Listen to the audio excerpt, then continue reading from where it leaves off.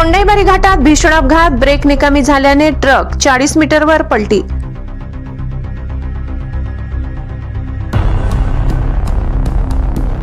सुरत राष्ट्रीय महामार्ग क्रमांक 53 वरील कोंडाईबारी घाटात 10 डिसेंबर रोजी सायंकाळी 5:30च्या सुमारास भीषण अपघात झालाय।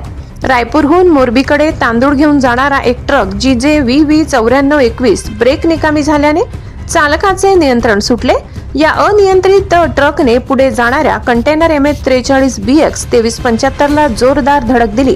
धडकेमुळे ट्रक सुमारे 30 ते 40 मीटर घसरत रस्त्याच्या विरुद्ध बाजूस पलटी झाला। या अपघातात कागो नजय मोरे, प्रमेश रामावत आणि सुनील इस्तारिया हे तिघे किरकोळ जखमी झाले। अपघातानंतर लगेच नॅशनल हायवे रुग्णवाहिका घटनास्थळी दाखल झाली आणि जखमींवर प्राथमिक उपचार करून त्यांना सुरक्षित स्थळी हलविण्यात आले।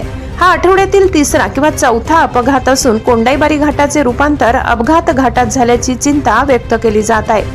ब्युरो रिपोर्ट, विसरवाडी, प्रतिनिधी गणेश सोनावणे।